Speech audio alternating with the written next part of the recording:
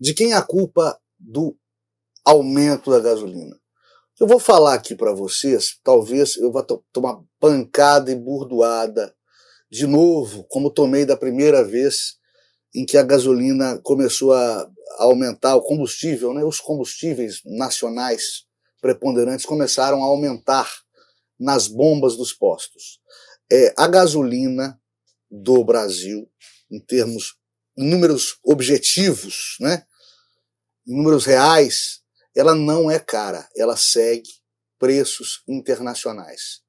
Significa dizer isso? Significa que a gasolina no Brasil, em média, custa, em média, você vai ver coisas estrambóticas como a gasolina hoje a R$11 no estado do Amapá, mas em média, região sudeste, região sul, região nordeste, a nossa gasolina tem o mesmo preço que a gasolina na Europa Ocidental, que a gasolina nos Estados Unidos, né? Isso salvo uma outra pequena oscilação.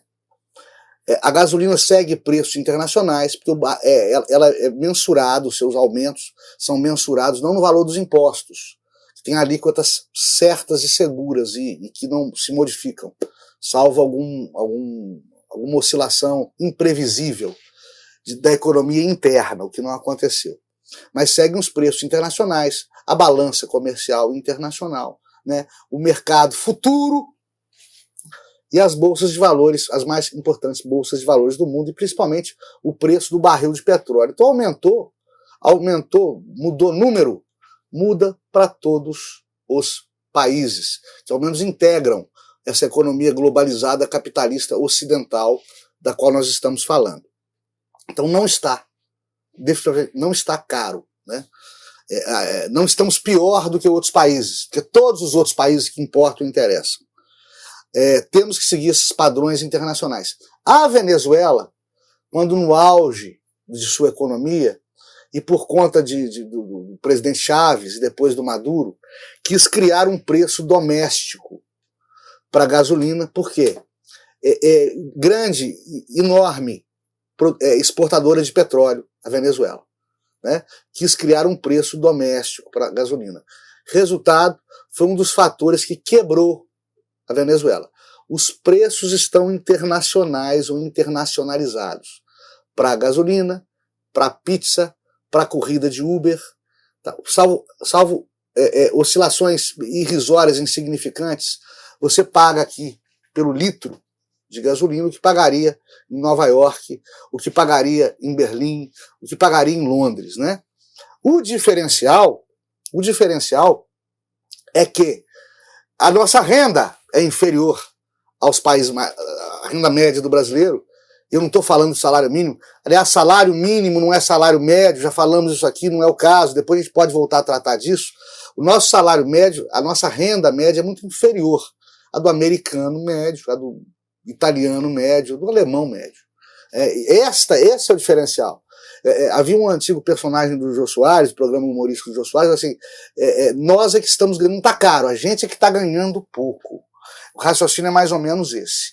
O outro diferencial também é que nós dependemos mais de gasolina nos postos, de combustível fóssil nos postos de combustível, porque o Brasil é talvez um dos poucos países do mundo que pobre compra carro e não tem dinheiro para encher o tanque de combustível. Por que isso acontece? Porque nos principais países do mundo, o transporte coletivo é de excelente qualidade, é confortável, é pontual, é seguro.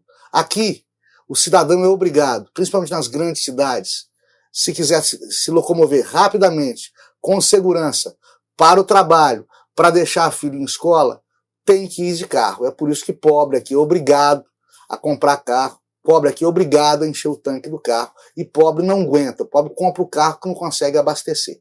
É um outro fenômeno exclusivamente brasileiro e terceiro-mundista. Pode ter alguns outros países da América Latina com o mesmo drama e sofrimento. Acredito que tenha, porque a economia brasileira ainda é melhor que dos nossos vizinhos mais próximos. E por isso, mais uma vez, não é a gasolina que é cara, é o resto da economia que está pedindo arrego, que está pedindo aí UTI, né? Os vilões, e a gente tem essa mania de tratar de vilões o tempo todo, como se tivesse que ter culpado para uma situação que é globalizada, mas se a gente tiver que arrumar culpado a nível brasileiro, eu diria que nós teríamos que consultar os senhores governadores, que infelizmente custa entender que a crise da nossa economia não se resolve com o governo federal simplesmente imprimindo mais moeda ou simplesmente dando calote, parando de pagar a dívida pública. Se não houver colaboração dos estados na isenção tributária para faturar menos tributos, e os estados estão quebrados, a gente também tem que entender isso, né? Mas se não houver essa cooperação dos estados, membros da União Federal, nós vamos continuar com essa gasolina no patamar em que se encontra e subindo, por conta até da crise gerada pela guerra na Ucrânia.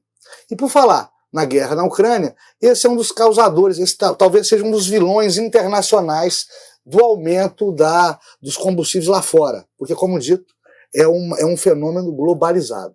Além da questão da guerra da Ucrânia, como fomentador do aumento de combustíveis aqui e lá fora, nós temos também a pandemia, que atua em todos os países, em todas as camadas sociais, em todos os setores da economia, que também fomentou, né, esse aumento.